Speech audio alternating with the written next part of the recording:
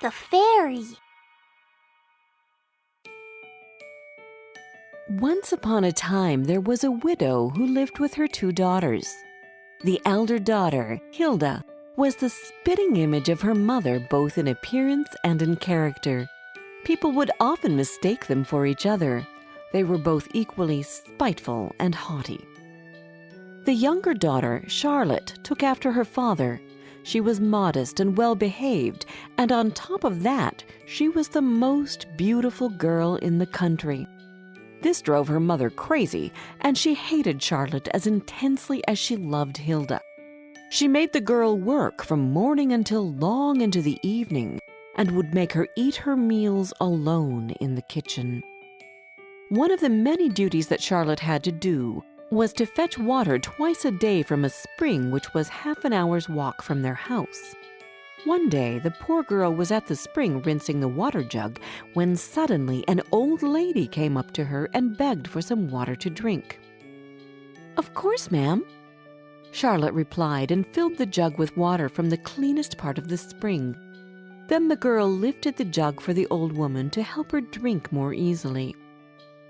Charlotte didn't know that she was talking to a fairy who had taken the form of an old woman. When she had quenched her thirst, the fairy godmother spoke. "I have never seen a girl like you. You are both kind-hearted and polite, but also very beautiful. You deserve to be gifted for this. So from now on, every time you open your mouth to speak, a flower or a precious stone will fall out of your mouth." When she arrived home, her mother started scolding her for having taken so long bringing water. "Please, mother, forgive me, please do," Charlotte said quietly, and 2 roses, 2 rubies, and 2 diamonds fell from her mouth. "My child, what is happening? Are those diamonds that just came out of your mouth?" It was the first time she had referred to Charlotte as her child. "How did this even happen? Tell me everything," her mother said. And so the girl told her all about the old woman who had asked her for water and who had then bestowed that gift upon her. "If what you are saying is true, then your sister should go to the spring as well." Then she called the elder daughter. "Hilda! Come here at once and look what's coming out of your sister's mouth. Wouldn't you like to have the same gift as her? You should go to the spring and wait until some old woman asks you for water." "Are you sure you want me to work?" the spoiled girl asked arrogantly. "Am I sure? I am telling you that you are going to that spring and you are giving that woman water, and that's my final word. Now go and get the best jug we have and go. No, run to the spring," yelled her mother. Hilda took a silver jug and set off for the spring in a most unwilling manner.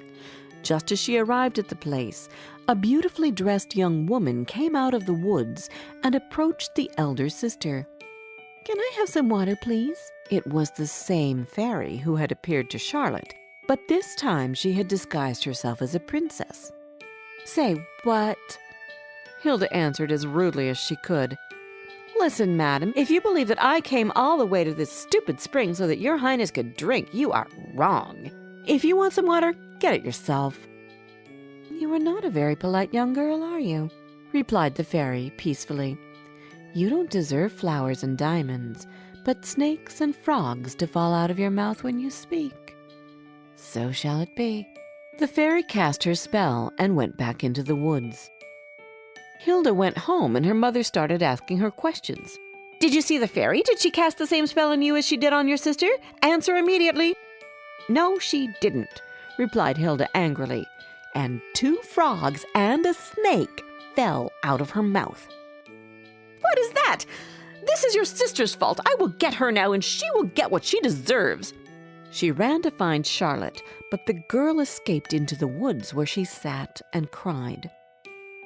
Suddenly, Charlotte heard the noise of horses' hooves coming her way, and a moment later, the person making the noise appeared. It was the prince. He asked the girl what she was doing alone in the woods and why she was crying. "My mother chased me out of the house, so I hid here," Charlotte explained. As the girl was speaking, sapphires, emeralds, rubies, diamonds, and a few flowers fell out of her mouth. The prince fell in love with her gentle voice, lovely face, and beautiful looks. He was amazed by her gift, and so he proposed to her. She agreed to become a princess, and everyone lived happily ever after. Everyone besides the elder daughter, who turned out to be so impossible to live with that her own mother drove her out of the house, and she wandered in the woods, spreading snakes and frogs wherever she went. So you see, although it can be troublesome at times to be kind and polite, it can also bring you good when you least expect it. And it can be worth more than all the diamonds in the world.